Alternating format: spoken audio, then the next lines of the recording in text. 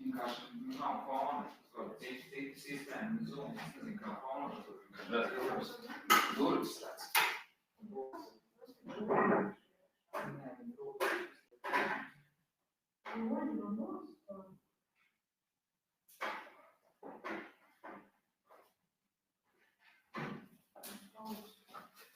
Var arī guļus no... Nē. Var jau arī šitā. Nebūs augsti, būs.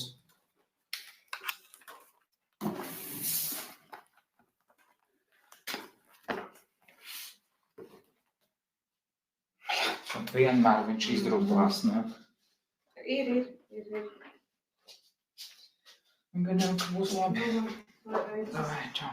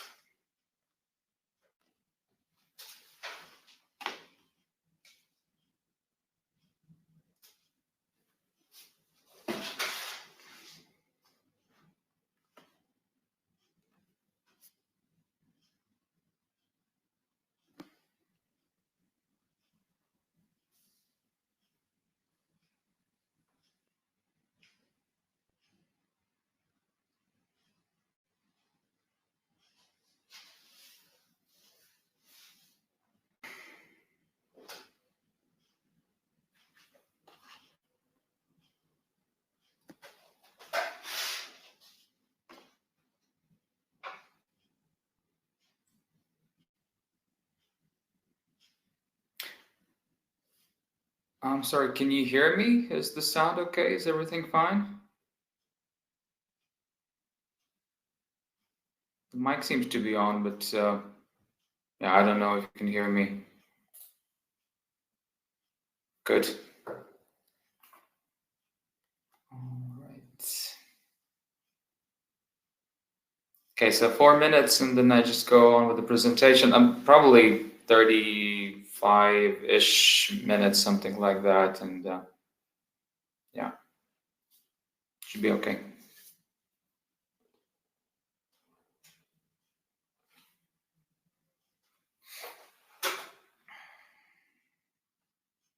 How do I move the slides? Will you do it for me or how do we do it?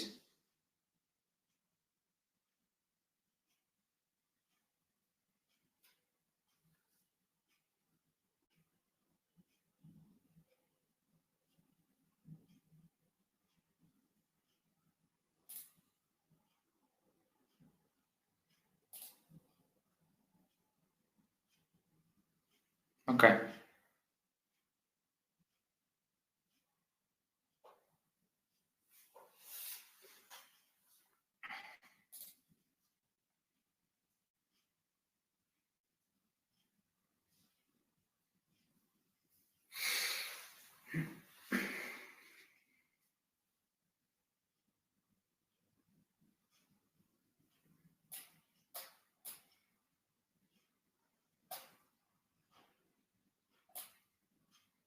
I think I found how to move the slides, so that should be fine.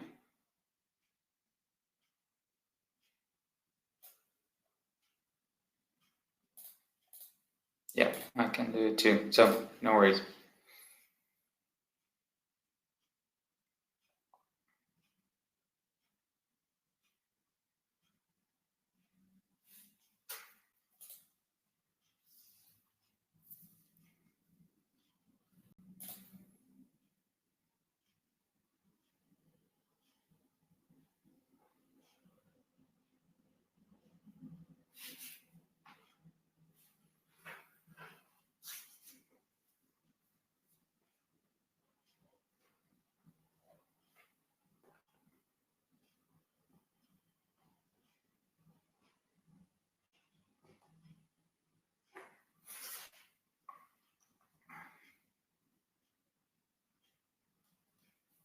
While we still have a minute, is there somebody listening in real time, or are you just recording this for future use? I don't know.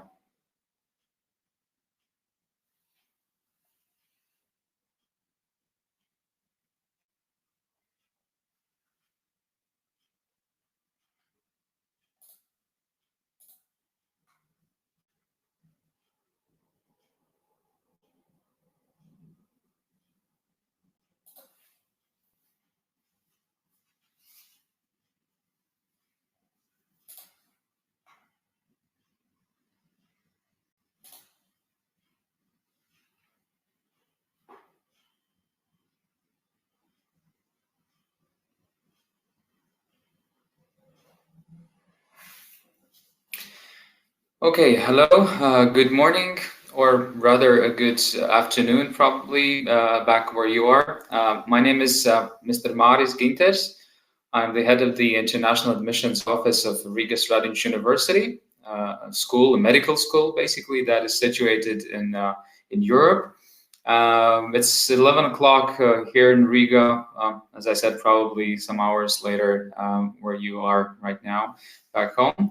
And today I will give you a presentation of Riga Students University, a pretty well-known medical school in our region, and yeah, something that we are definitely proud of.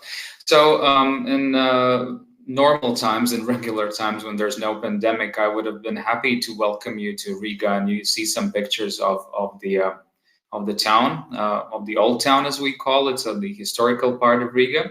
And the picture that is on the right upper corner that you see with the sort of the aerial view of the city. If you would look for the university, you can probably see a bridge there in the background. So you would just need to go across the bridge, and then 5 minutes from there you are at the university. So we're not exactly in the city center. It's good and bad because well, everything is relatively close. It's 15 minutes from the immediate city center and 10 minutes from the airport.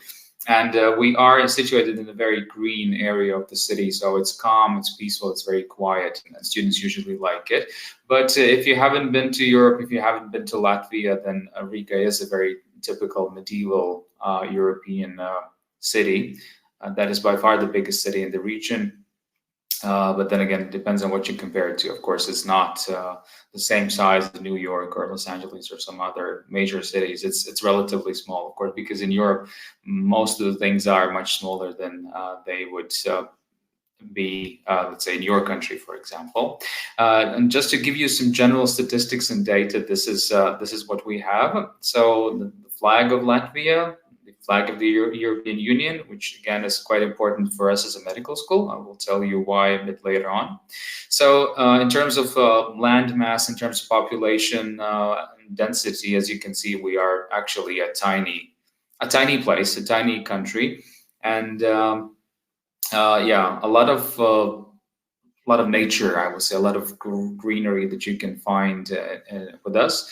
Also, if you see the smaller pictures in the middle of the screen, you can see all 4 seasons that we actually do have, which is quite impressive at times, especially for people who come from sort of more tropical climate, if you like. We are a Nordic country situated in the northern part of Europe. So because of that, winter is something to experience with us. And that's actually the picture at the bottom of the slide. So you can see how it all looks when we do have a proper snowy winter.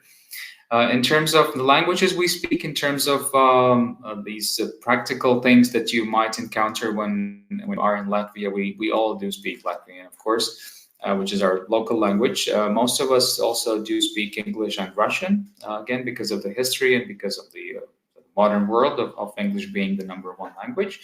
As well as because of our history, there are still quite a lot of people speaking German, and that is somewhat a tradition for some parts of population to still learn German in schools and to pursue a career, for example, even a medical career in Germany, in German-speaking countries. So that is that.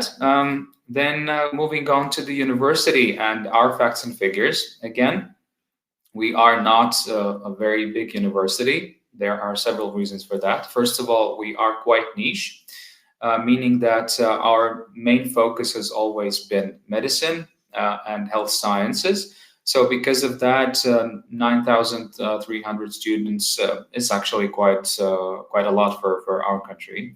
And out of these 9,300 students, I would say about 60% are studying medicine proper, and then about 20% are studying some other fields of health sciences, be it dentistry or nursing or pharmacy or physiotherapy. And we also do have a faculty of social sciences. I will touch upon that as well, because we do offer some of the programs from the social sciences in English as well. So you might also be interested in that.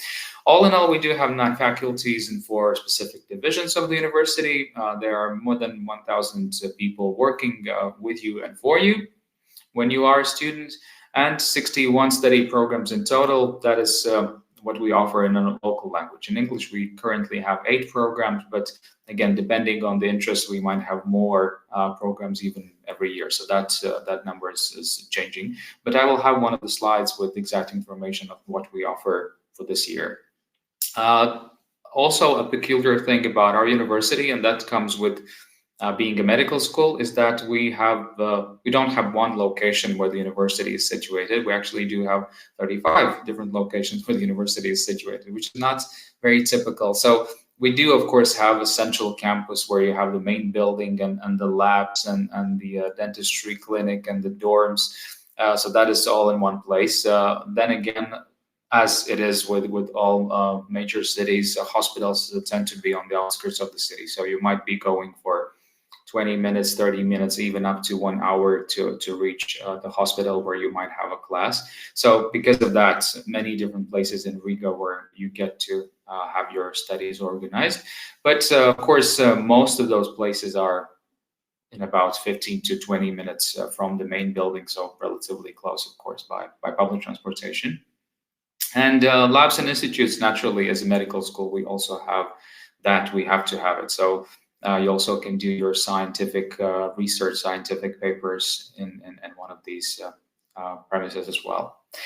In terms of medicine in particular and healthcare in general, again, these are the questions on this slide, and our answers to the questions the students usually ask us and want to get to know. So, is it a private or a public university? It's definitely a public university. So our management, if you like, is the Ministry of Health and Ministry of Education, 2 of those governmental bodies responsible for health-related sciences and sector.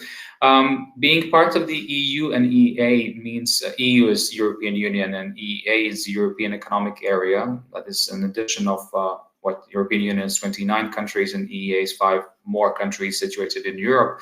Again, a very important thing if you're planning your future career and life in Europe, because if your diploma is not recognized, it would be very, very tough to pass the competition and to get registered with the medical council, for example. So being part of the EU is definitely one of our biggest assets, because it gives you certain recognition and gives you a certain sort of level that you are on with your type of education, and our students definitely see that as a very, very big asset of the university, that you have a possibility to work and to study further in so many other countries in Europe. And European Union as itself, as a summation of all of these countries, actually goes to show that if you are on that level, means your education is good and it's being recognized everywhere in the world. We have our graduates almost everywhere. As I said, we do have people who have graduated from our university studying in India, in the subcontinent, in the countries in Asia. We do have students in Australia. There are people in Canada, in US, and of course in Europe.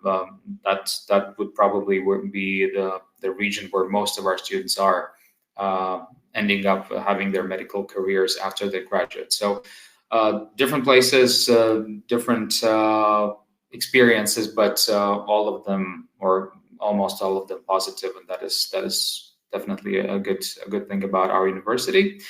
We actually are very proud to have a very good student-teacher ratio, meaning that, well, now this year, of course, all the studies are conducted entirely online, so that would be a different story.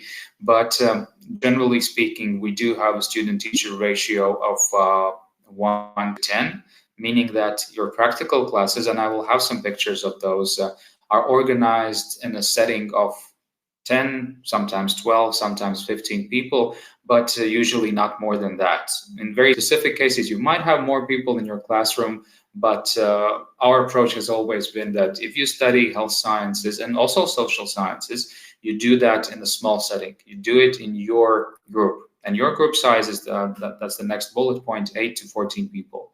So these would be your immediate peers, your immediate colleagues, friends, in a way, your family members, because you're spending 6 years in Riga, so you might grow very close to these other students in your group. And we're, as I said, we are proud of having this opportunity to teach in this small setting, because that for practical classes, for lab classes, means that you have your own microscope, you have your own desk and table, you have your own tissue material to work on, and you do it individually.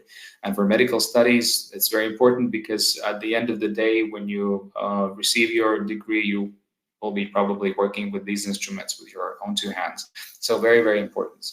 And as a medical school, we of course have cooperation with all major hospitals in this country. So if you would need to undergo practice, you would do it in one of our partner hospitals, either in Riga or in some other cities in Latvia. Then again, we do have cooperation also with some international chains of hospitals, some of them in Germany, one in Italy, and one in Israel. So our students can actually have bits and pieces of their practice done abroad, as we would say, so somewhere else in Europe as well. So this is what the university offers. But of course, the specific thing about medical studies is that your year 6 is a practical year. So you are having your clinical cycles, you're having your internship cycles in a hospital. If you want for us to organize it, we can do it for you. At the same time, you can also do it in the location in the hospital that you have chosen, that you have found. So that's a very convenient way of maybe even having your practical year done back home. If you find a hospital in India, if you find a hospital in Europe that will accept you as a trainee, as an intern, you can do it, your internship there. And that's something that our students very much enjoy, because again, you can plan your future career, you can plan your academic life in a much better way. So this is a new approach that we have introduced. Speaking about rankings, and that's another important aspect of the way we work again. There are, just so you know, to give you some background information, in the world there are 3 major ranking systems when it comes to universities, and actually 2 of them are listed here, and there are many logos, and it's quite colorful. So not to mix up, the first row, the first horizontal row is actually one ranking system. It's called QS, as you can see. So one of the 3 big ones, as we call them. So QS times higher education, that would be a colorful logo in the middle row of the slide, so to your left. And then also there is a so-called Shanghai ranking. It has a longer title, but usually it's known as Shanghai ranking. So what these rankings, and why these rankings specifically? Because again, they have most of the universities, and they are the most prestige ones.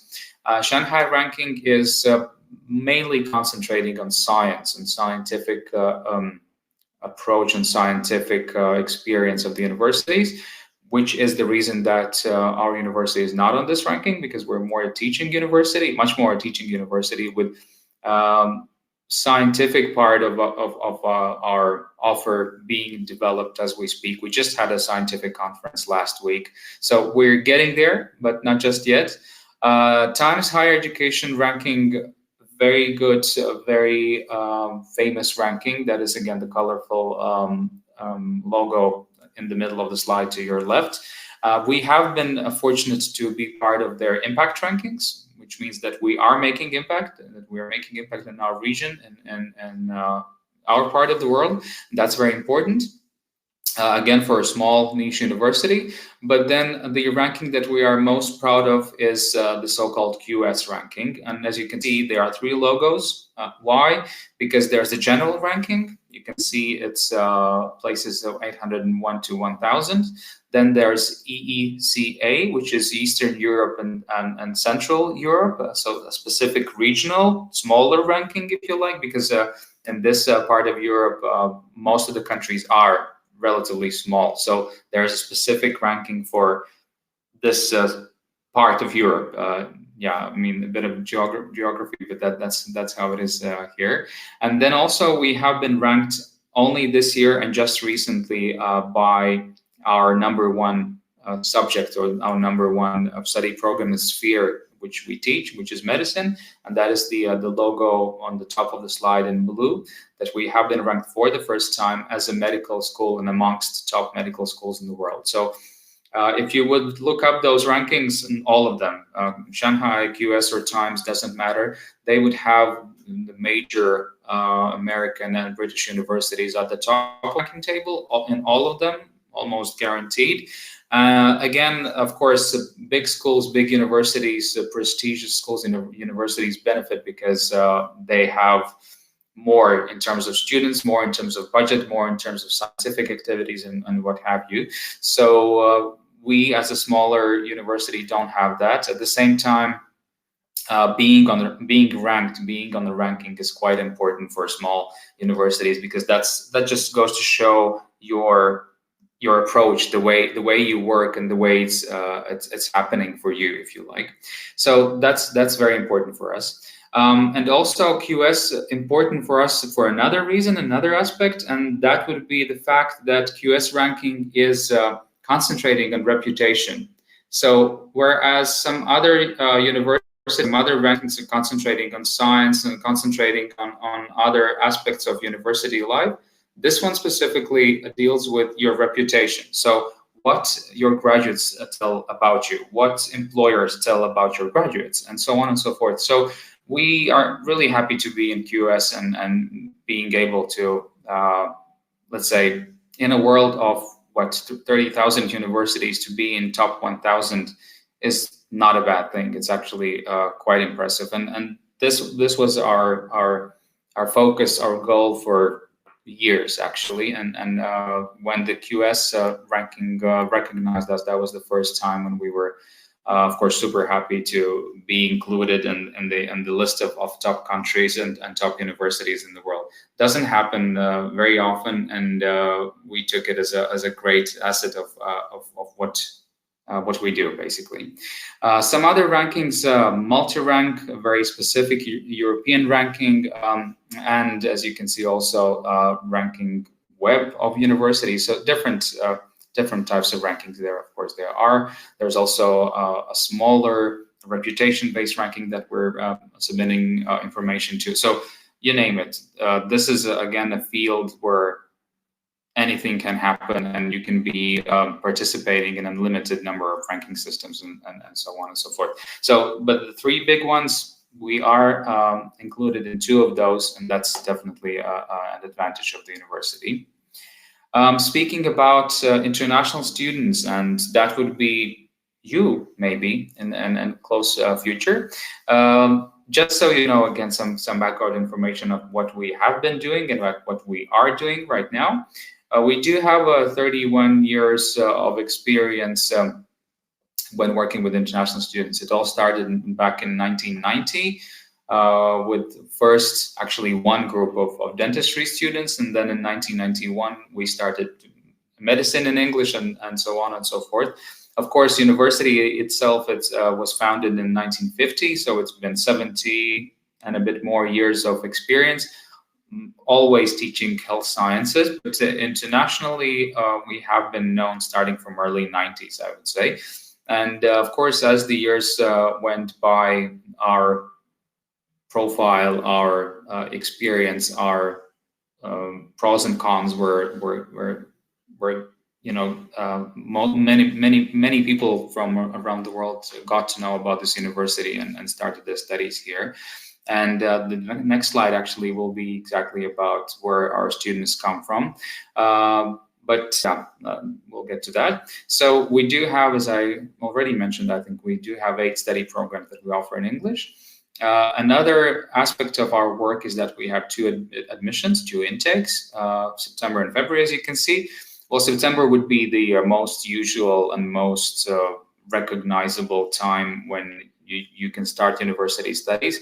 But not only that, we do actually offer you to begin your studies 2 times a year, so every semester. And February intake is in no way different from September intake, exactly the same or almost exactly the same. You can also see by the numbers that we have put up there. And medicine, again, our number 1 thing, dentistry, our number 2 thing, and so on and so forth. So all these things are typical for us. Our main focus is on them, of course. So speaking of that, medicine, as you can see the numbers, 350 students that we admit in September, 240 that we admit in February.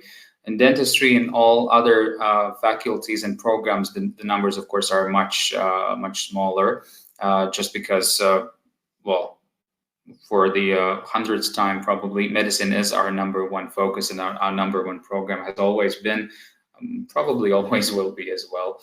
So yeah, that's quite typical for us again. In terms of the total numbers, in terms of how many students we have in this university and what do they study and where do they come from, most of our students come from the EU, so the European Union countries again. In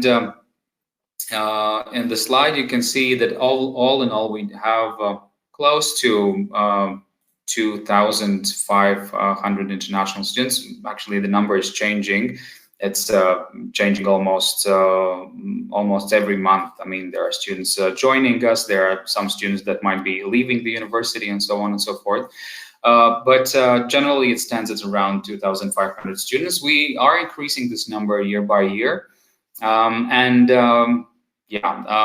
it's actually quite, again, something that we're known for in our part of the world is this 26.8% student body proportion, which is international students. So every 4th student of our university student body is an international student. So when you come to Riga, you will hear a lot of English, German, Swedish, Norwegian, Italian, Portuguese, and some other languages, because again, we do have very many students from these countries, mostly coming from the EU, as I mentioned, in the European Union, but we do have students representing 61 different countries. And again, you name it. We have students from as far as Brazil, US, Canada, Mexico, South Africa, Egypt, Middle Eastern countries, Central Asia, the subcontinent, Australia, Japan, New Zealand. So, I mean, the geography is quite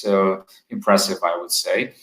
There are about 200 countries in the world, and we do have students from 60 countries. So that's quite impressive. Of course, there are groups that are much bigger. There are groups that we have many students from, and at the same time, there are countries where we have only a couple of students from. Again, just so it is, of course, as usual and as everywhere.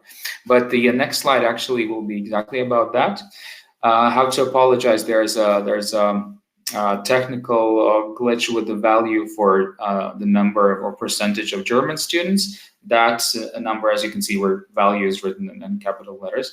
That should have been 35%. So that just again goes to show which country is most represented amongst our students. So Germany is definitely number 1. That's 35%. then Sweden with about 20%, Finland with about 10%, Norway, Italy, and then India. So not very many students that study with us come from India, but the total number, if I'm not mistaken, is around 90, so 90 students coming from different parts of India studying with us. Again, it's been a tradition.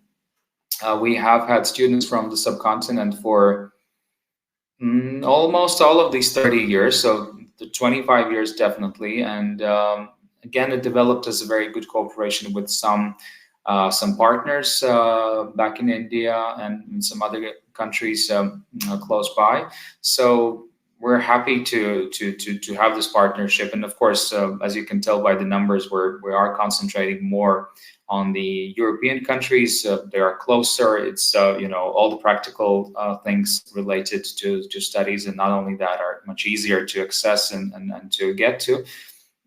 So probably because of that, but yeah, we do always welcome students from other parts of the world, again, to enrich our community and to provide you with the European type of education. So those would be the sort of the win-win situation where we are with students from India, for example. And as it is, and as it has always been with us, most of our students come from southern part of India.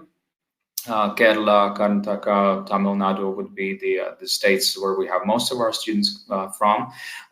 Very few students from the northern part of India, very few from the eastern part of India. So mostly central, southern part, I would say. So yeah, just so you know, if you plan on studying with us, you might have people from southern India welcoming you and being your mentors and buddies and whatnot. So definitely a good thing that you have somebody so far away from home that speaks your language, that understands your background better, and that can help you to, as we always joke, fight the elements, and survive the winter and everything that comes with it. But I mean, weather-wise, it's only the matter of how you're dressed. If you have proper clothes for, let's say, colder weather, you will be just fine. If you come in your shorts and t-shirts in winter in Latvia, you don't do that. It would be way too cold. So yeah, that's probably the weather is probably the most different thing that you might encounter here. At the same time, also, of course, the Latvian cuisine, the food that we produce and use probably is quite different from what you would have back home. Then again, actually in Latvia, I would say that in all of the universities that attract international students, I would say that more than 10% of the total sort of Latvian international student body, those students are coming from India and subcontinent. So you would definitely find many people from maybe your state, maybe even your city, maybe even your district in the city, maybe even from your school. So why not? That is a possibility, regardless of how enormously big India is compared to Latvia. So yeah, definitely you would not be left alone. No worries there. We know that you come from far away. We know that you need extra assistance in getting used to Europe and getting used to Latvia. So we, of course, provide that assistance. But the number one thing, the number one goal why you are studying with us, of course, is to get high quality European education, be it in medicine, in dentistry, in social sciences. That is your call. But yeah, whatever it is, we'll try to provide you with the best possible education that we can. So moving on to the international student numbers. Those have increased, as you can see, almost 10 times in the last 10 years, and we're happy to see that. But again, this slide basically goes to show how we are seen amongst our students, that our students actually recommend the university. Very many students that come to study with us actually have received recommendations from our students, from our graduates, meaning that our students are ambassadors of the university, if you like, in their home countries, in their hometowns. So definitely an asset to add to international fairs, seminars, and agencies helping to us to attract students. In terms of again, speaking even more about students, and I'm trying to tell you almost everything that I know about the university because understandable, you are from a completely different environment and setting, and you've probably never heard of Latvia or Riga before. I already mentioned that practical classes and practical groups are always very small, and that is the case. It makes our life quite tough because the university has to be able to provide premises, rooms, labs, equipment, and everything for small groups of students, and that means that we always have to acquire property. We always have to build something on the campus to accommodate all of those groups. Also, with that comes the fact that, let's say, the anatomy center, the building where you would be studying anatomy, is actually working from 8 o'clock in the morning up to 9 o'clock at night. So it's a very long academic day for us. But again, this is to accommodate all of those small groups rather than, let's say, 200 people in one classroom. We never have that. It's only for theoretical lectures or guest lectures or something like that, where you would be having all of your semester together. Apart from that, small groups is what we prioritize on. Also now in the digital age, and especially important that is with the pandemic, is that we provide access to everything online. Everything is actually the second bullet point of the slide. Library, books, databases, study materials, all the presentations, syllabuses, calendars, what have you. I mean, all of that is online. All of that is on our website. There is a specific portal where you can, when you, as a student, you not just you can, you have to go on everyday basis, and this is how you study. Especially now during the COVID situation, students study, of course, remotely. Everybody does their studies online. And again, speaking about the technical side of our work, it's when the pandemic started in Europe, it was in early March, late March last year. It took universities different period of times to go online and to be able to accommodate studies online. For us, it was actually quite easy. For the admissions, it took 4 days to go online completely. Well, extra work, but we did it in 4 days.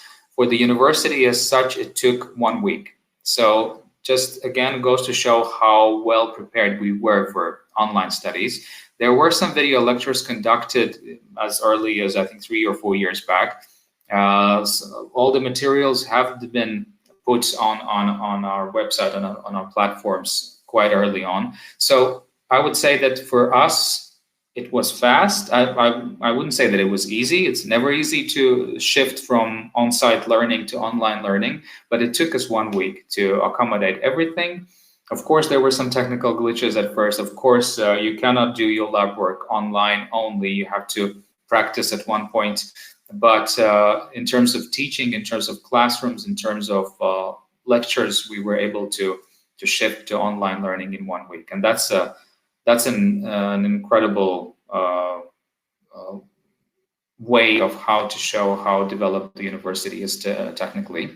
Of course, the campus is Wi-Fi free, the dorms are Wi-Fi free. So if you come to Latvia, which is, by the way, a country with one of the fastest internet speeds in the world, it's very easy in this respect. Everything is online, everything is easily accessible.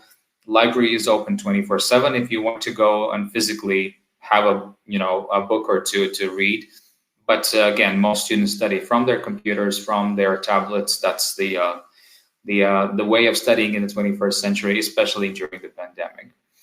On top of that, we do offer different extracurricular activities, different student clubs, interest groups where they come together, sports, of course. We always have this question from students from the subcontinent, and unfortunately, in our school, we don't have a cricket team. the sport is not known in this part of Europe. I mean, we do know what it is, but to be honest, I don't think there are many people in Latvia that understand how cricket is, what it is, and what are the rules and everything. And by the way, it's a sport with many rules, it seems. So you wouldn't probably be able to have sort of official games or something like that. At the same time, since we have so many students here from the subcontinent, they have organized their own cricket federation in Latvia. So every once in a while they have their sort of games developed and they go and play, even though we don't have a proper cricket field and accordingly because we don't have the tradition of the sport in this country. But students do come together, they do play, they do of course practice other different types of sports. And in Latvia we do have basketball as number one, ice hockey, which is probably not familiar for you, volleyball. So, you know, indoor football, of course, indoor, outdoor sports, we do have them. And in that way, we're not that much different from any country in the world. Of course, more concentrating in Nordic sports and concentrating also on the sort of sports that you can do indoors rather than outside because of the weather again. So in addition to that, academic activities, Erasmus exchange, you can go abroad for a semester or two. Very good option to study somewhere else to get a different feel of your studies. And we do have international student associations and organizations. Another great thing for students to have, because you can always get help from ISA, which is, you know, the International Student Association. You can see the guys in the picture.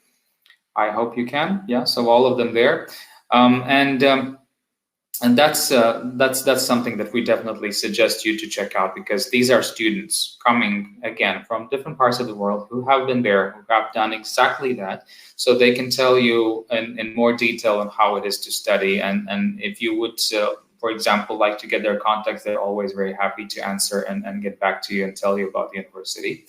And under the roof, under the umbrella of this ISA organization, we do have national societies. You can see there are 17 of them. And students from the subcontinent would probably be part of the Asian Society. Again, why Asia? Because when the organization started and developed, there were students mostly from India and Sri Lanka studying with us. And there were quite a few of them, but not, again, let's say, hundreds of students. So, and also knowing that in Latvia, we usually refer to India and the subcontinent as Asia. And that's why they came up with the name that it's an Asian society, to have the Chinese students involved, have the Japanese students involved, some Korean students that we have. So not just India, not just Sri Lanka maybe, but other countries that are, well, relatively close, again, speaking in European terms, far away, but knowing the geography of the subcontinent, countries that are closer or that are neighboring to India. So that would be the case. So Asian Society, slightly misleading name, but includes mostly Indian students that study with us. So again, guys who have studied with us for quite some time can tell everything and anything if you contact them through the Asian Society. So this is about the general information, and I've been speaking for quite some time, but I thought I definitely need to show you some pictures, and then after those we will talk about specific programs in a bit more detail. So just for you to be able to capture the feel of the university, if you like, a little bit more. These pictures show the main building of the university, which, because of the pandemic, of course, is closed at the moment. So we do work mostly on remote basis. But this is, let's say, one part of the main building. Why exactly this? Because the bigger picture on the slide is of the labs. So those 1, 2, 3, 4, 5, and a little in the background, 7 floors of study premises are exactly for medical students and exactly for science, so biology, microbiology, histology, all of those basic subjects you do there. And then where you see behind the fountain, there's a sort of a row of two floor block of the university. This is where we have the so-called big auditorium. So auditoriums with a capacity of 200, 300 people. So if you have bigger classes, bigger lectures, then those would be organized there. Another typical look again is this. So the picture on the top left corner of the slide is the Great Hall. This the biggest room in the building. The capacity is about 600 seats, and usually for graduations there are way more people that fit in this room. And also a concert hall at the same time. So we do offer university also for public use as well. Then other pictures basically show the study process, labs, workstations, as we call them, in the upper right corner of the slide. This is how students study on an everyday basis. So again, since we do have Wi-Fi everywhere, it's very easy. You just basically sit anywhere and you can study on your own without other people interrupting. You can always find a sort of a more silent corner of the university, or you can go to the library to study. That would be probably the easiest way. And then on the bottom of the slides, a lab or two, and also the so-called bigger auditorium that I just mentioned. You can see the size of those. This is something specific for students coming to study dentistry. Again, if you're interested in that, dental clinic and 3D machines, artificial drills, real drilling and filling materials, everything is there, and we provide that, of course. And this would be the Institute of Dentistry. So as you can see, there are 2 students, actually 3 students and a professor practicing on a patient. So that's for those interested in dentistry. And another very, very important study base and a small campus that we have developed is the so-called Anatomy Center.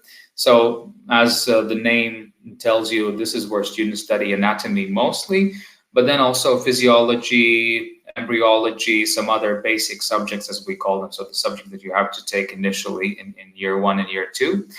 You can see a classroom, you can see the exterior of the building, and we just recently, I think a month ago, we opened an anatomy museum that is in the bottom left part of the slide. So you can see some of the rooms in the museum. It's not very big again, but it's very interactive. All of that is digitalized, and of course samples as they are from the anatomy museum are also on display. So you can see some skeletons there and some bones and tissue materials, and then everything that has to do with anatomy. So that's the latest addition to our well, not exactly premises, but our offer that you can visit the museum and see what anatomy is in real life.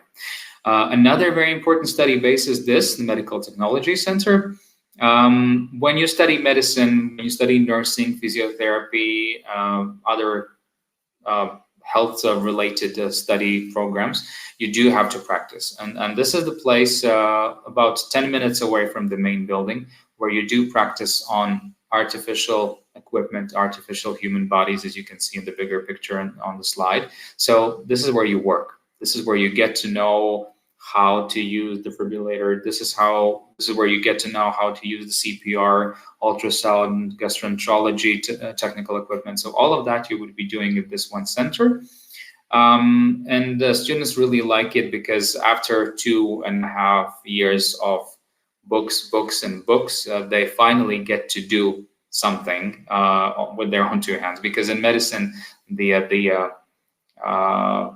way the studies are usually built is that the first 2 years are purely theoretical. You have to learn everything about the human body, all the bone structure, cell structure, systems, everything basically that comes with the human body. And on top of that, you have to do it not only in English, you have to do it in Latin as well, so the medical language. So it's a lot to take in, and to be honest, the first 2 years are usually the deciding ones whether you will be able to become a doctor or not, because you have to study very hard. And then starting from the 3rd year, more practical things kick in, as for example, these pictures that you see when you do practice on dummies. on hospital equipment, and you learn how to use all of those things, from very simple manipulations to advanced to neurosurgery technological devices.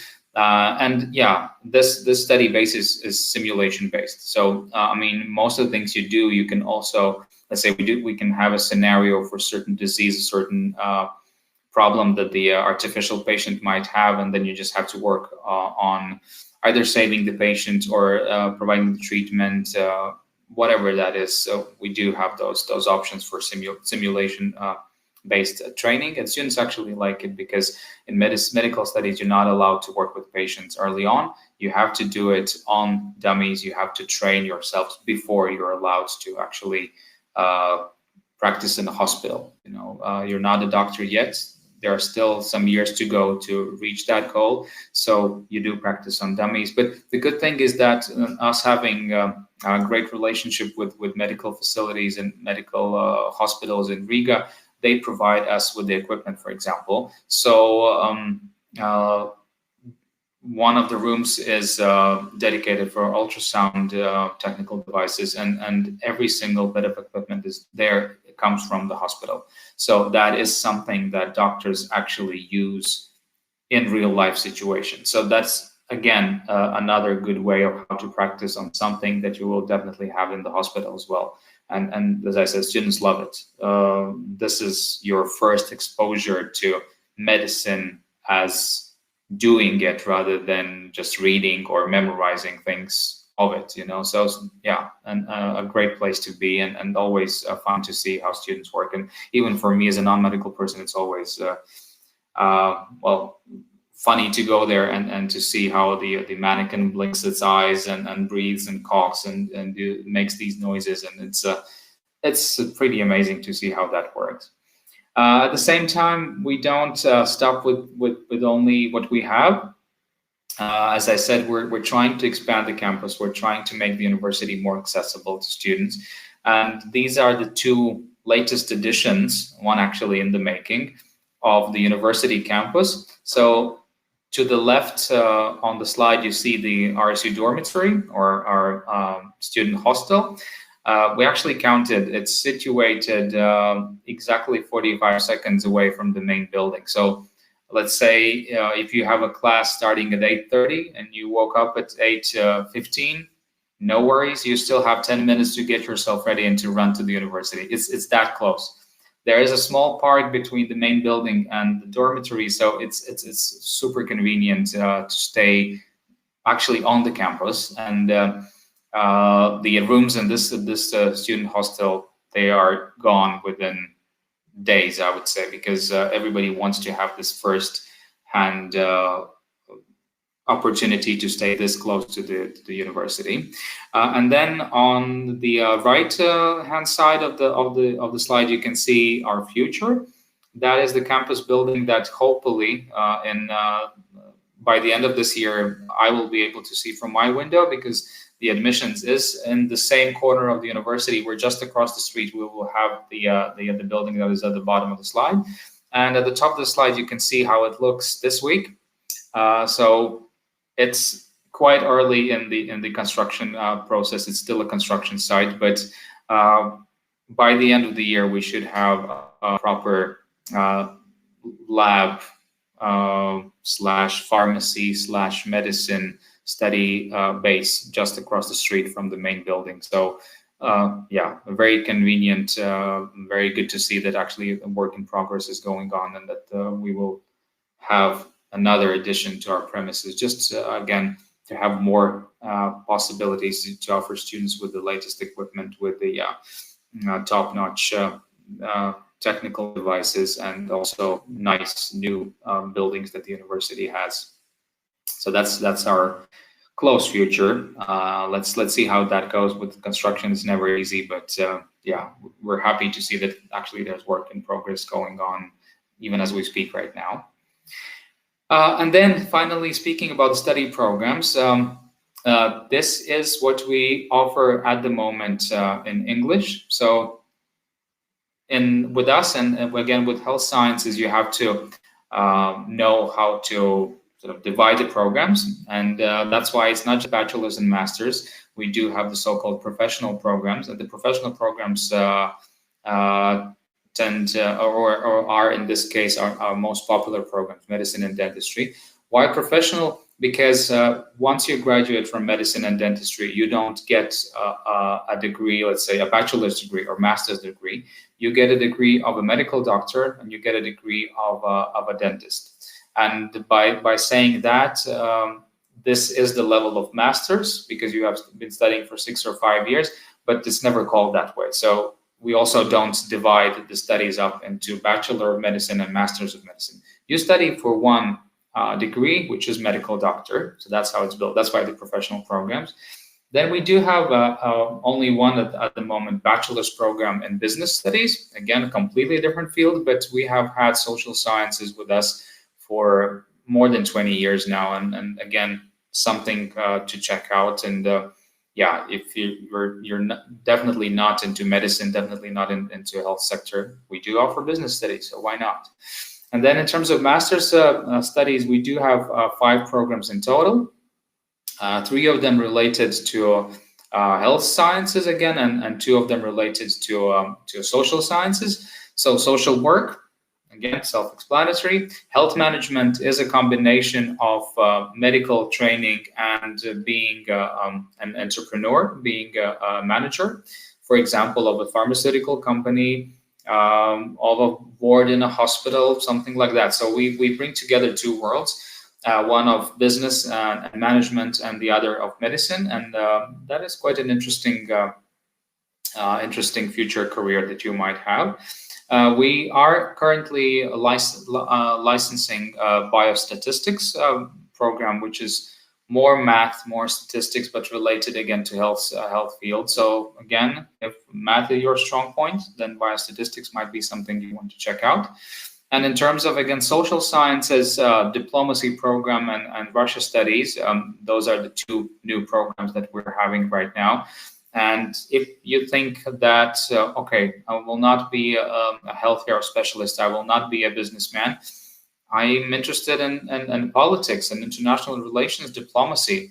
So these 2 programs are exactly for that, both academic, both scientific, and preparing new generation of scientists, preparing diplomats, preparing specialists in international relations. So very good programs.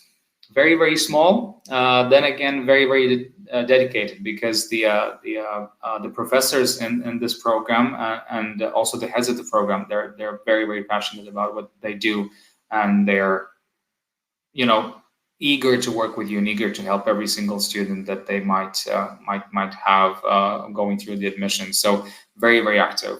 In medicine, it's sort of like our stronghold, our biggest program. So we know what it is and we know how it's done. In these programs, everything is very much on individual level, and we talk to the heads of the program almost daily. What do we do? How do we do this? How do we improve this? And it's easy if you have a small program and if you have a very supportive academic staff to help you to promote it and to get it going, basically.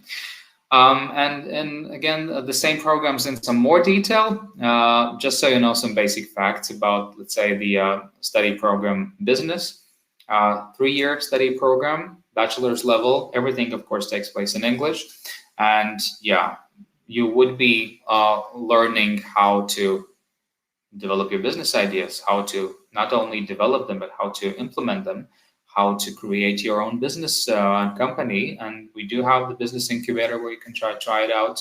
We do offer study visits abroad, which is interesting. We do offer also placements in international companies. So again, if business is something for you, definitely check out this program. And as you can see, career opportunities are almost unlimited. Everything that has to do with business sector is there. So yeah, definitely something to check out. And this is a new program, so everything is fresh and new and developing quite fast with us.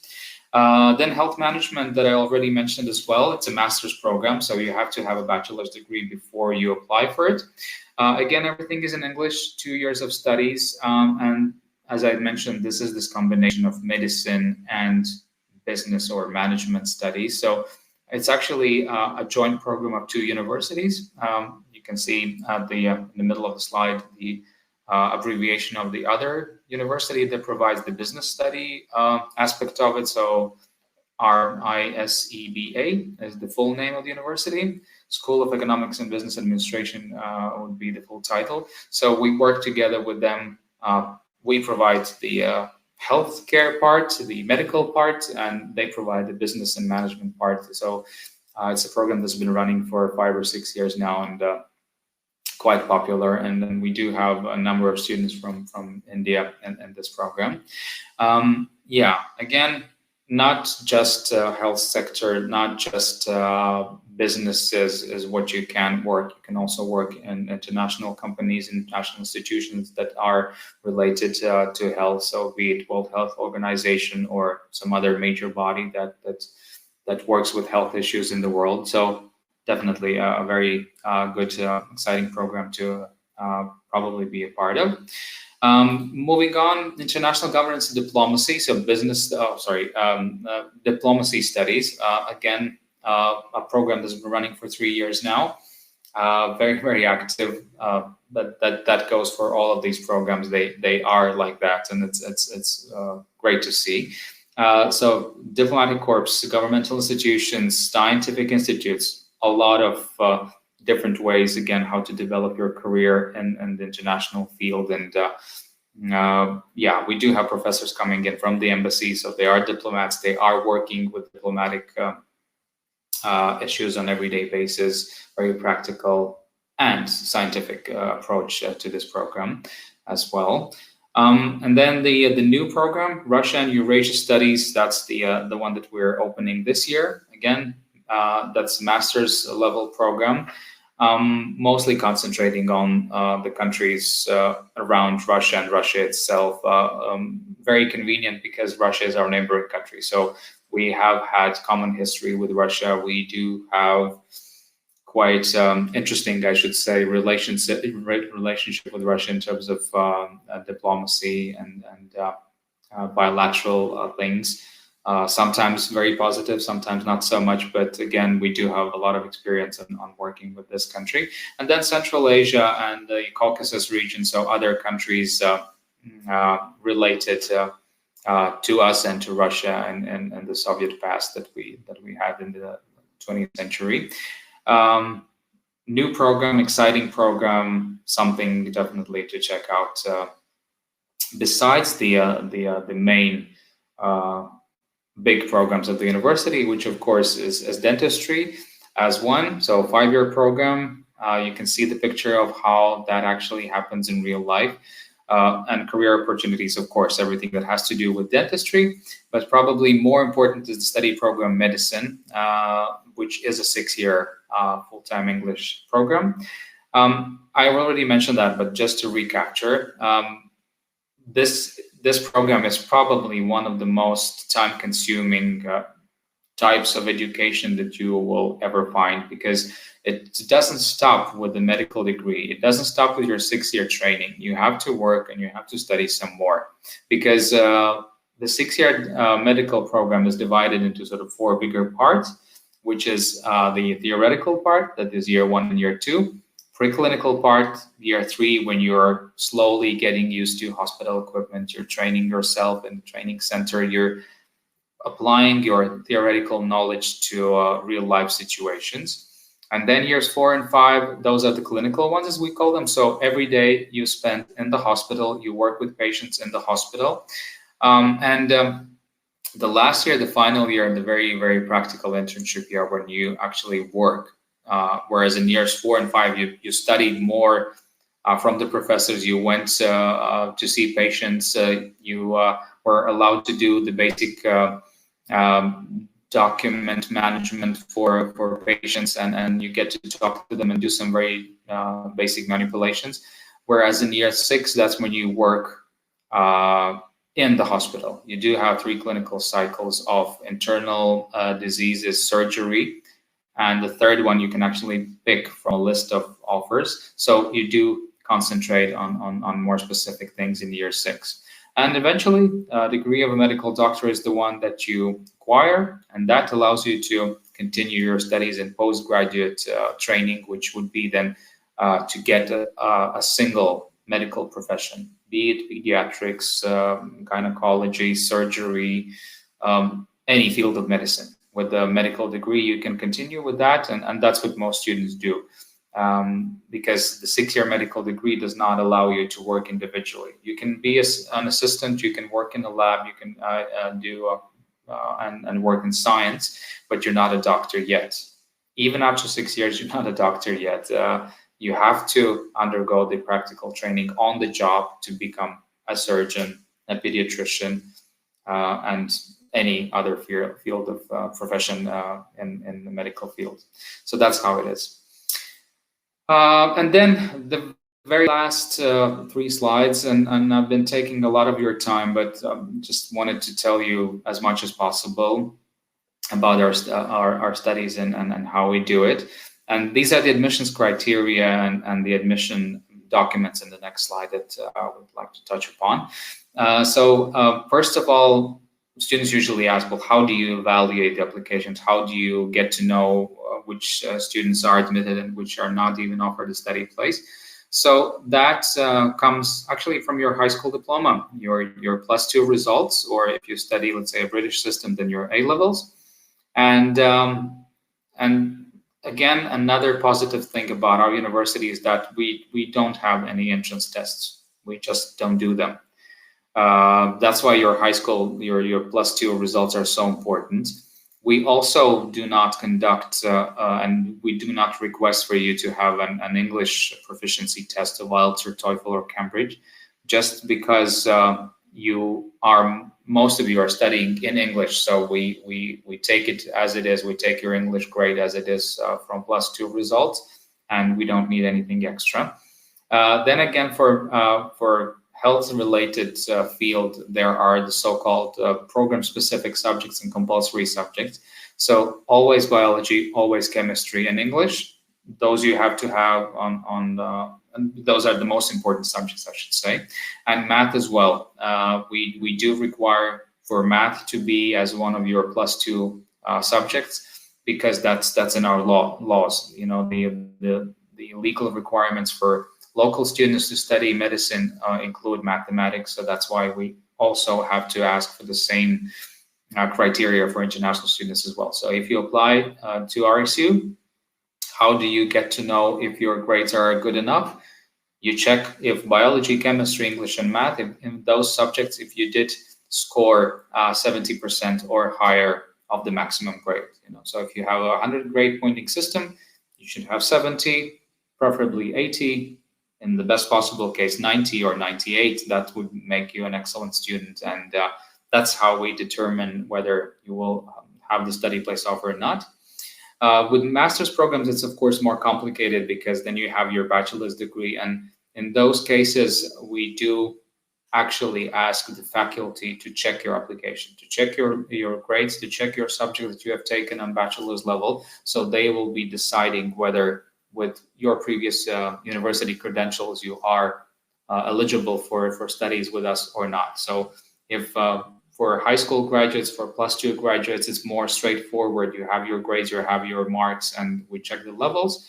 For master's level students, it's more complicated and it's more individual, I would say, because the faculty actually goes through every single one of the applications and checks every single document. You know, we do that too also for undergraduate programs, but again, the +2 results will tell us most of what we need to know about your academic proficiency.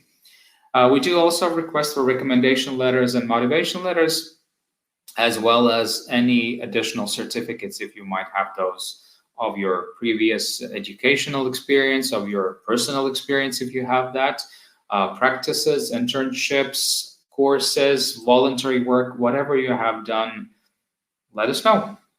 Might be that that information and those documents will also have an impact on the study place offer. Of course, your grades come first, but if you have something more that we should know about you as a medical student, let us know. Chances are that might turn out to be very important for your application.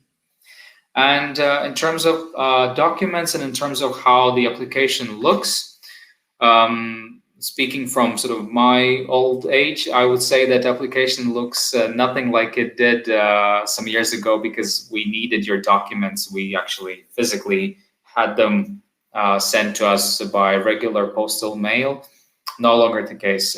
First of all, because of the pandemic. Second of all, we are going digital. So everything that is on this slide, you have to provide scanned or as pictures or snaps of these documents. So we don't request you initially to send anything to us by post. You just upload the documents on our website, you create your application, you submit it to us, you let us know that you have done it, and we'll take care of the rest. We'll get back to you if there's something missing. We'll get in touch with the agency representing you if there's something missing. So we talk, we let you know. And eventually, if all of these documents are submitted, if your grades are fantastic, if everything meets our criteria, and we do decide to offer you the study place, that is the only time when we will actually ask you to send something to us. And that will be the study contract that you have to sign, as well as your educational documents, both the +2 and the secondary school certificates. So, as it is with international treaties, you have to get the so-called apostille seal on them, and then you have to send those paper documents to us by post. Before that, nothing. You just have to upload the documents digitally, and you have to let us know when it's done. So all in all, your online application might take 30 minutes, 1 hour if you have your documents with you, if you have your information with you. Of course, you have to provide your personal information. You have to upload your passport, a photo of yourself. So, I mean, but those things are relatively easy, I should say. So getting the application done doesn't take a lot of time. It takes a bit of time. If you have to get the recommendation letters, let's say from your school teachers, it might take some time, especially now that it's all digital. But we never have seen any problems with that. Students are much younger than, let's say, the admissions officers. So you know how it's done. You know how to upload documents, how to get them ready. So it should be quite easy for you. So this is how you put your application together. And the second bullet point and the two smaller bullet points underneath that with original language and English translation, again, not relevant, because in India, your +2 certificate and the secondary school certificate is already in English. So one thing less to do. Again, if you study in Europe, then in Europe, most countries are non-English speaking, so they have their own languages. So students have to translate their documents. Not the case with India and subcontinent. You don't have to do that. Of course, you have your documents as they come. Right. Okay. Anything else to mention?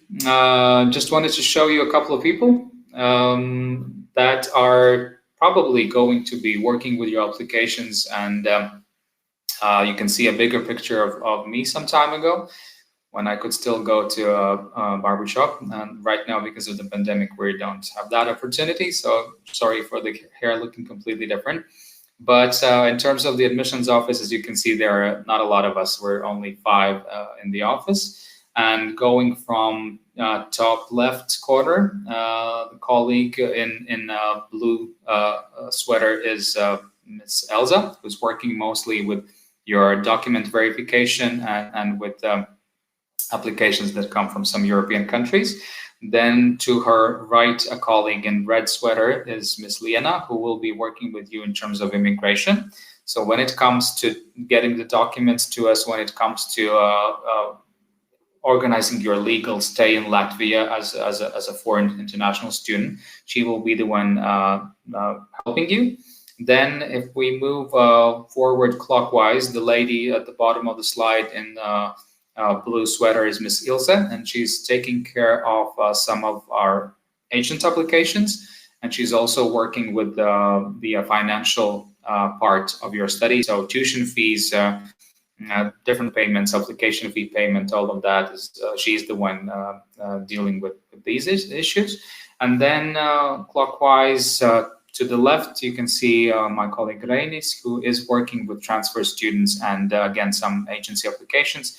And transfer students are the ones who have already had previous European university experience. For example, they studied in the European university for 2 years, got their medical subject that they completed, but something didn't work out with the university, or there were some financial or family things why they decided to leave the university. So we do accept those types of students as well. They can sometimes get exemptions for certain courses and study with less to pay and basically less to do, because you have already covered bits and pieces of your education.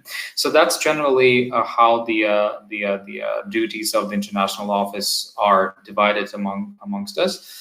With this, I would like to conclude my presentation. It's been a long one. Sorry about that, but there was a lot to tell and a lot of things to speak about. I hope you found bits and pieces of it, or hopefully most of it, interesting enough to get some impression about Latvia, Riga, and our university. And I would be very happy to answer your questions, should you have any. Thank you.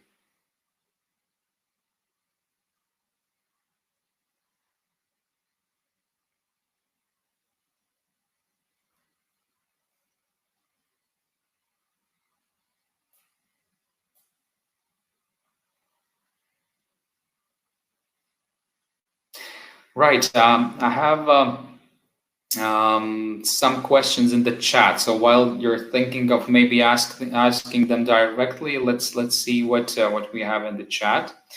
What is the tuition fee for medicine and dentistry? Yes. So the tuition fee for each semester is 6,000 euros.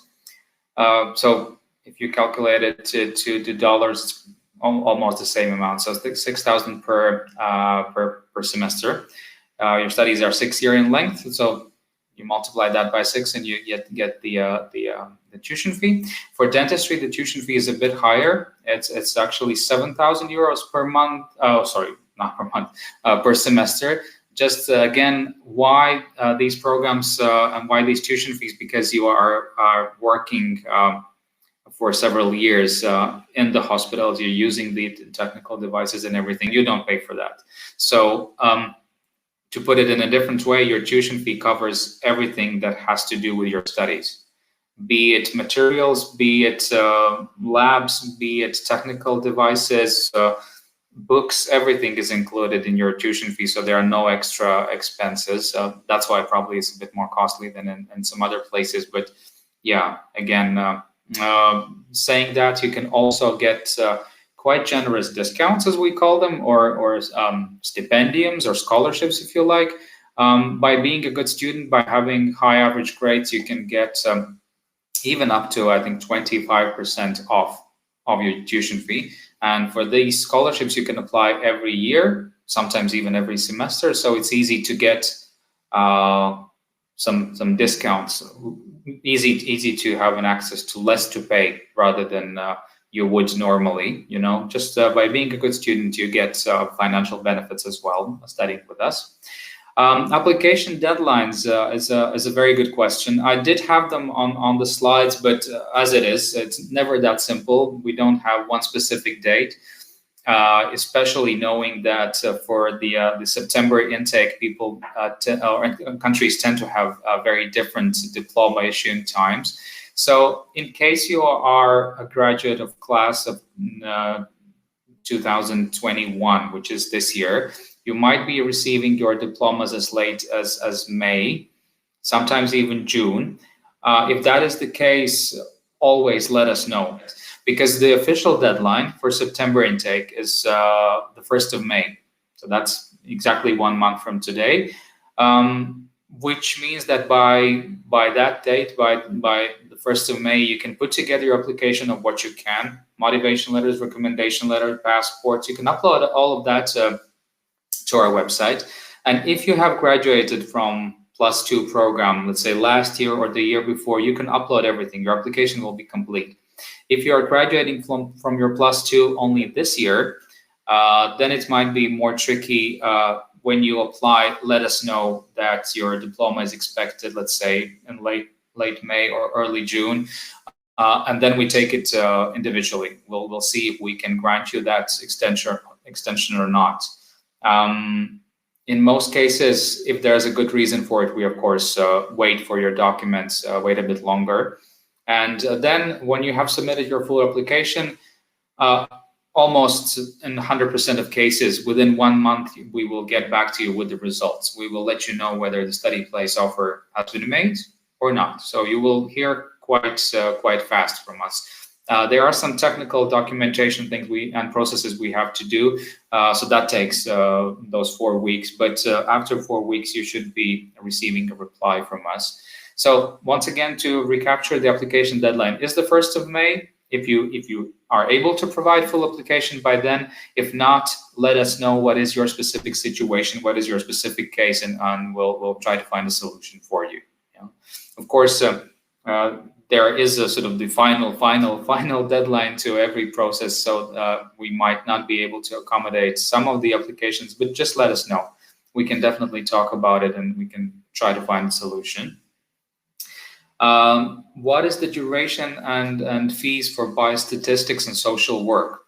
Since both of those are master's level programs, the duration is 2 years, as it's common in Europe. So you will be studying for 2 years, both social work and biostatistics, if that's your study program of interest. As it typically is, the first year is classes, lectures, assignments, papers you have to write, essays you have to write. That's the typical way usually. The second year is when you do more, again, practical training. You might be having placements then.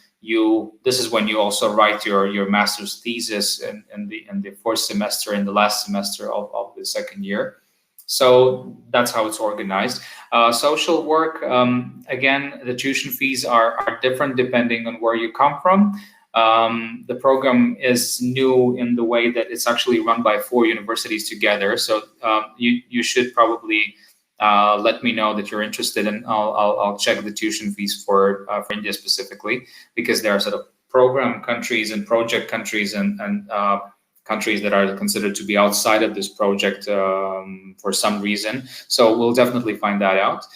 For biostatistics, if I'm not mistaken, 1 semester of studies is 1,750 euros, I think. If I'm not mistaken, the tuition fee is 3,500 per year. So that's what you have to pay. But of course, you have to have background in statistics and mathematics or some of the exact sciences. So this program is related to health sciences, but more actually to exact sciences, to physics, math, statistics, calculus, all of that. So that's about the biostatistics program. Is there any entrance exam? No, we don't have any entrance exams. The only thing that I can think of where we might have a test for you is, so let's say, even if you have studied in English, we check your +2 results and we see that your English score is average or poor. We might need to ask you to do an English test, which would be not, again, the international test, but our own university test. We have it designed specifically for international students if there's a need. So you cannot really sign up for the test. We will let you know if you have to take the test, and we'll inform you. We'll get in touch and we'll tell you what that is. But basically, it's the typical things: reading comprehension, written comprehension, listening, and like an interview. So 4 parts of the test. But from my experience, if you come from an English-speaking country, you're not supposed to be having problems with passing the test, and we actually have never seen that. So it's just, I would say, rather a formality that we would need to ask you to do. But in general cases, if your grades are good, there are no tests. Nothing that you have to do. You just have to provide us with your +2 results, and we'll take it from there. Are the internships paid? Unfortunately, no, because when you do the internships, you are still a student. So you're still studying. You're still not allowed to work as an assistant doctor or assistant dentist or something. So you don't get paid for that, of course. You are a student. You still pay your tuition to be allowed to have a scholarship, an internship, rather than to be working. You're not working, you're assisting, you're helping out. So you don't get any pay for doing the internships. Then again, you as a student don't have to pay for them. It's part of the tuition fee. Can a student with science background apply for bachelor's in international governments and diplomacy? Yes, technically yes. Of course, if you have your previous experience in politics, international relationships, that would be a better match, I would say. But we have had cases when students from other backgrounds, let's say from scientific backgrounds, also get to be selected for this program. I'm presuming that in this case, we would be having a specific interview with the faculty. So the faculty will talk to you about your motivation to study this program, and they will try to see how matching it is with your previous academic credentials. Chances are that you get admitted, but that's something that the faculty decides. Because again, as I said, with these programs, the faculty is the one in charge of making a decision of whether the student is suitable for the program or not. In medicine and dentistry, it's more straightforward.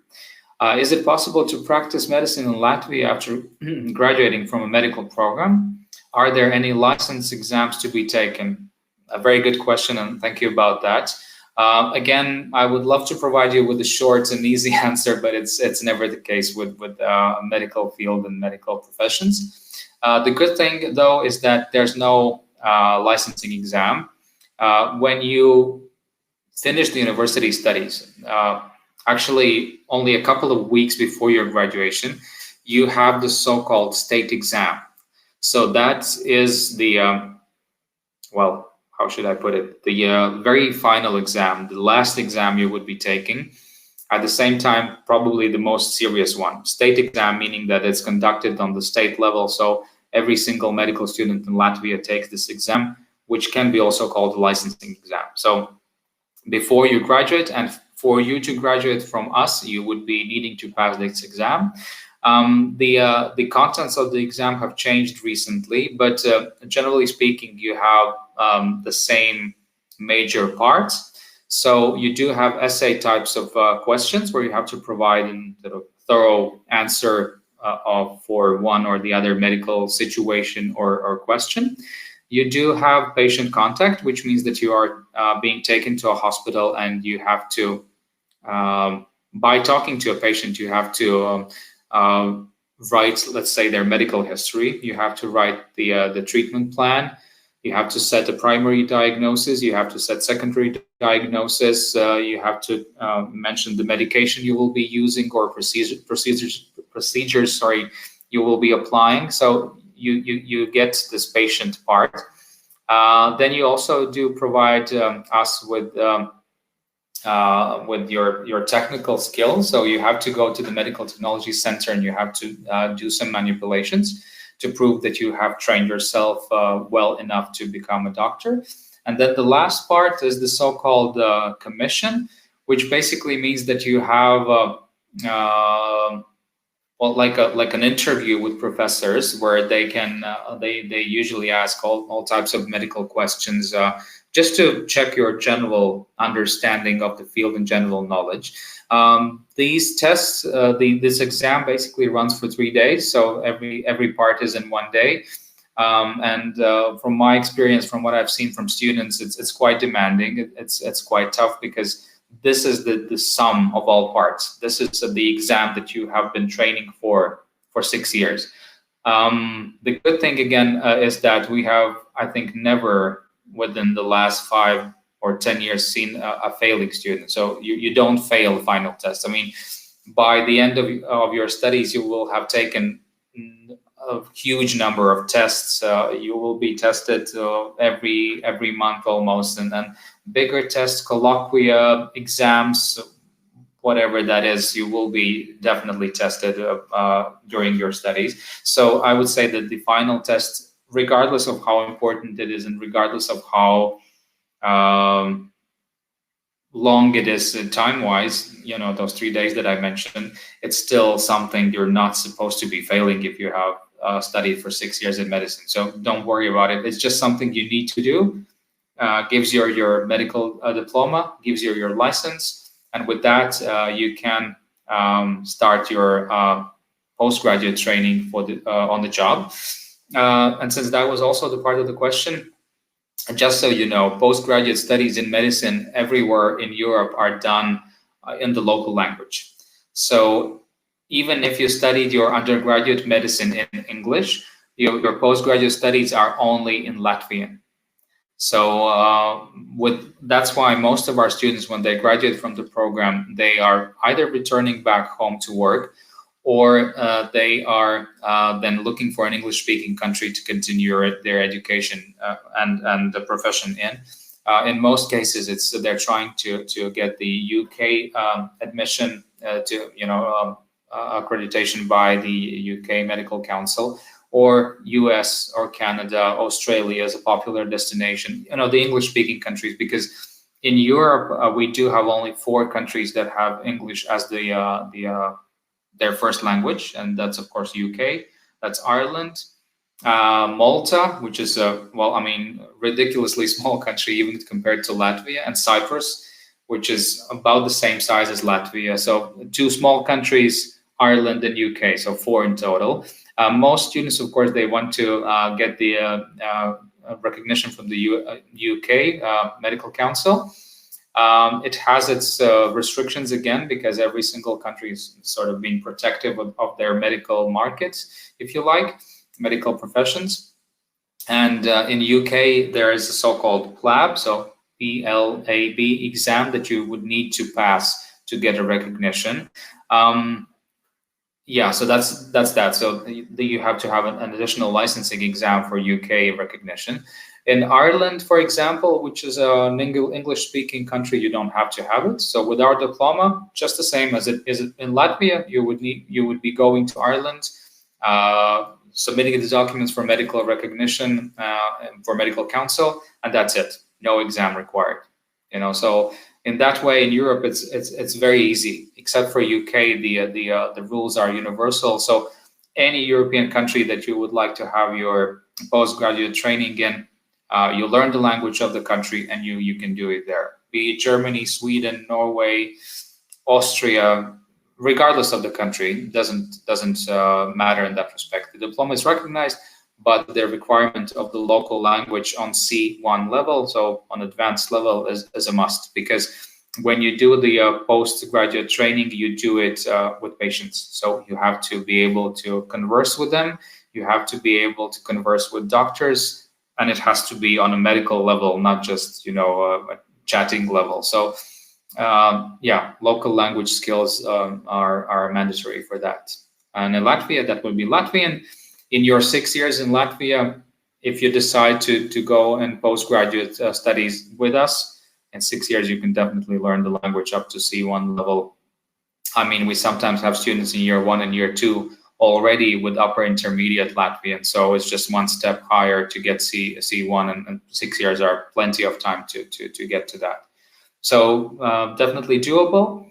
But as I said, most of our students, they look for English-speaking countries or their home countries to have their professional life after their studies. What about NEET exam? A very good question. And again, good news all around. We don't require a NEET exam. And I know that in India it's compulsory. You have to have it, and that's the #1 criteria by which universities decide whether you will be admitted or not in Indian medical schools. In Latvia, we don't have this requirement in the law.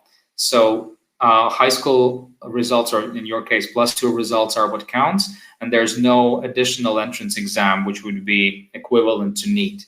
So regardless of your NEET score, we will take into account your +2 grades.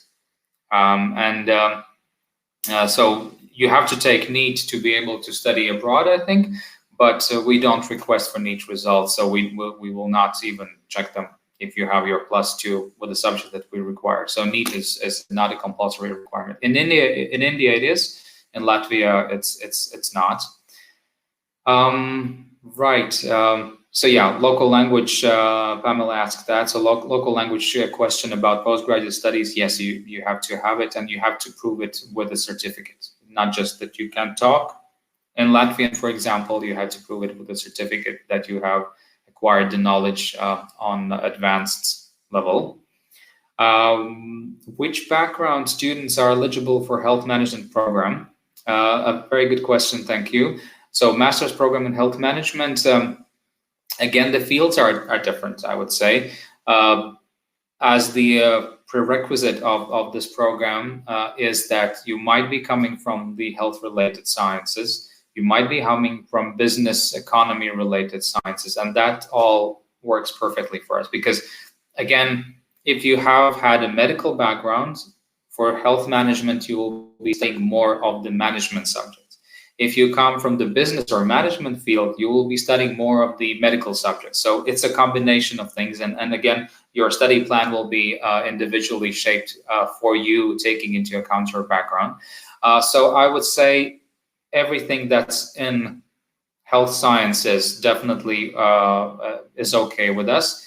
Everything that's related with social sciences / business management, economy studies also works. So those fields will definitely help. Also coming from exact sciences, if you have a bachelor's degree in biology, if you have it in physics and math, I would say that also counts. That is also possible to apply for this program. But health-related things and business and management-related things, of course, those are number one because that's exactly what corresponds to the program.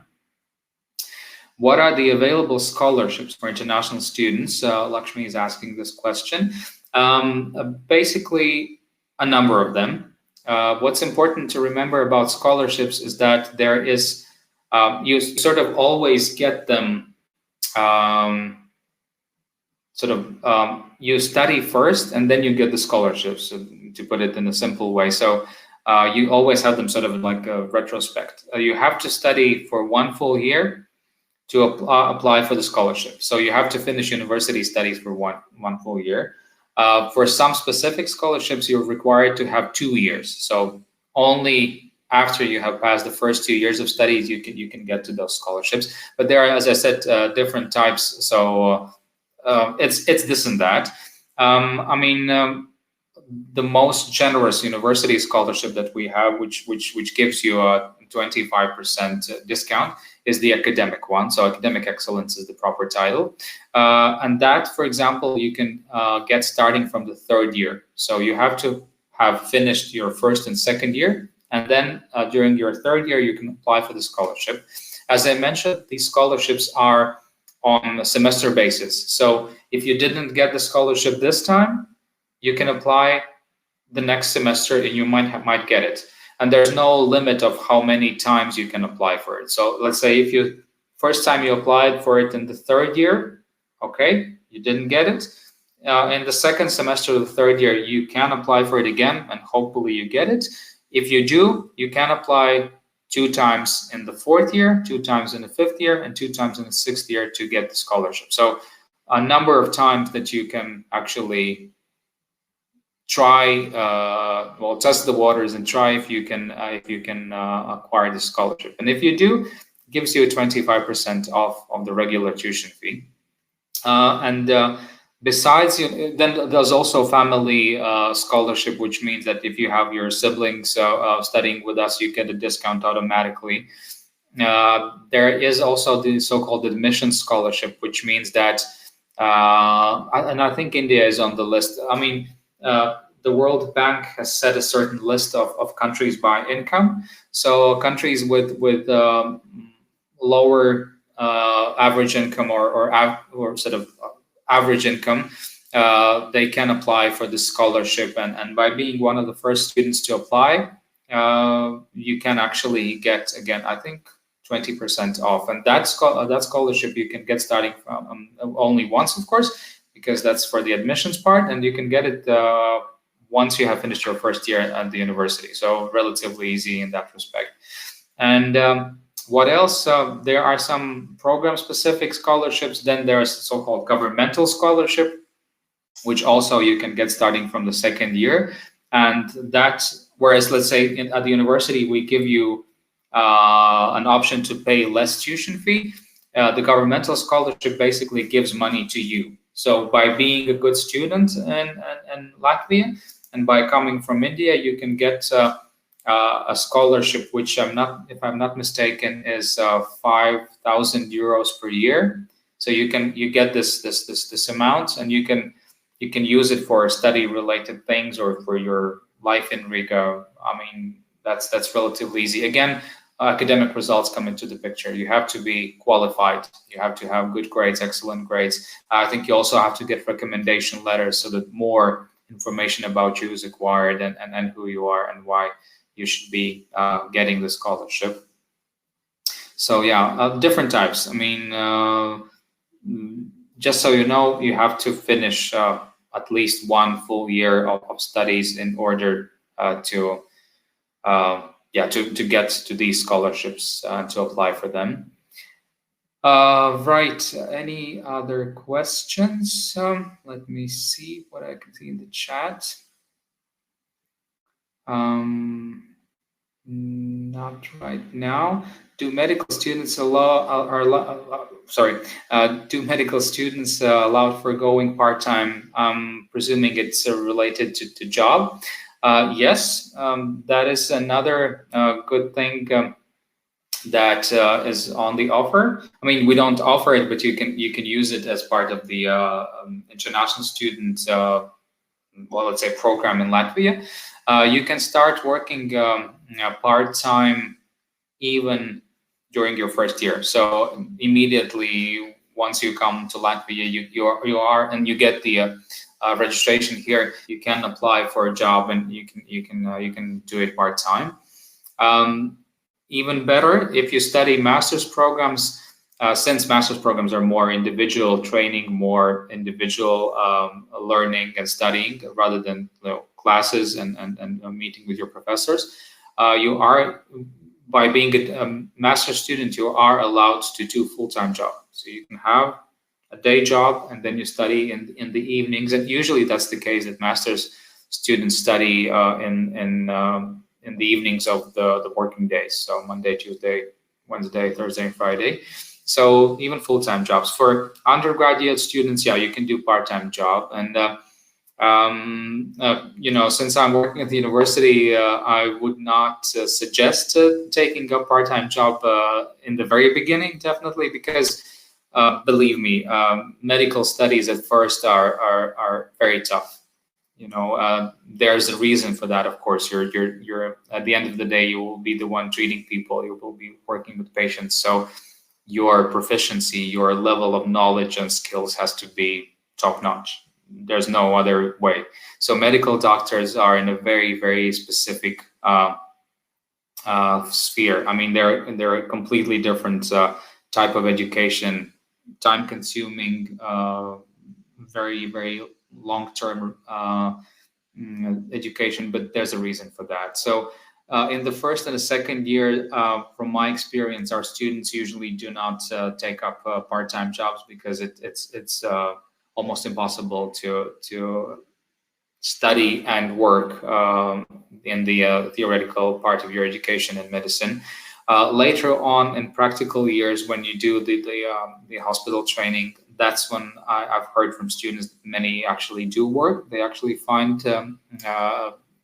some type of employment that they can do, because again, you have learned the theoretical knowledge. You have to apply the skills, and that's easier. So studies with every year are becoming easier for you because you are perfecting your knowledge. You're getting better at what you do. So the further you are in the process, the easier it seems for you. Not because it is easier, but because you have grown to you have experience on what is how it's done and what you need to do and how it's organized. So it's just more familiar, and you have the theoretical knowledge. So goes much easier.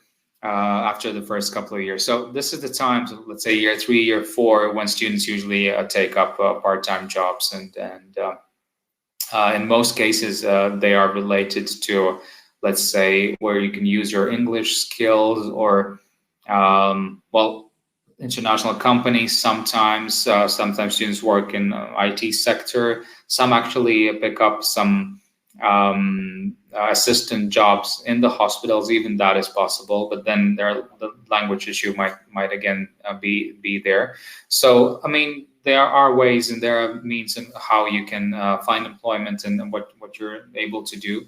So why not? But in the first couple of years, I would personally would not suggest that, because it will be too much. And you are in Latvia with a purpose to study and to acquire education rather than to work. So if you can manage to find a good equilibrium between your studies and your work life, so be it. It's up to you. But if you're not successful with your studies, then a lot of bad things start. I mean, immigration might be canceled and everything, and then the fact that you have worked will not help you. You know, so studies come first, and then everything else. And once you have the knowledge, once you are, you feel that you know how everything is done, and you can cope with your studies well enough, then you can start thinking about the job. That's something I would suggest. It's your call, but that comes from my experience, and that comes from what I know from students. That's how they do it. All right. Any other questions? Anything that I didn't mention? If I missed something, please repost the question. I will be happy to answer that. But I don't see anything coming in. Right. I don't see any more questions coming in. Let me just double check if I answered all of them. Once again, to remind you, the website of the university, you can probably still see it on the screen. So 3x.rsu, Riga Student University.lv/en for English. You can find basically everything there. I mean, we do have pictures on the website of the premises. We do have pictures of similar sessions as these, open days. By the way, RSU Open Days is something I would also suggest. If you go to our website, there's a sort of a search button that you can press, and you just write Open Days, and you will see what other presentations we give. Just so you know, there's the next open day. Let me take my calendar, is on the 30th of April. So you would be hearing a similar presentation given by one of my colleagues in a month's time. And then we do have an open day in May, and then we take a summer break, and the next open days will be in September, October, November. We desperately hope that by that time we will be able to get back to classrooms and actually being able to welcome people on the campus rather than just online. So definitely something to check out. But yeah, Open Day is another way to hear very good presentations by my colleagues with a probably slightly different twist to them. Make sure that you check the website. I know that younger people, nobody wants to read anything, and you have a lot of reading to do in your school. So nobody's really eager to, okay, let's check the website and let's scroll all the pages and everything. But it has the website has a lot of answers to the questions you might have. So make sure that you check them out. And it's easy to find. Everything is there, both about life in Riga, about the city, about the transportation here, which is, by the way, super efficient and super cheap, as it is in mostly in countries in Europe. Again, if you're thinking about going abroad and studying abroad, it's better to be prepared. It's better to know where exactly you're going, what that country is like, what you're allowed to do, what you're not allowed to do, what you're expected to do.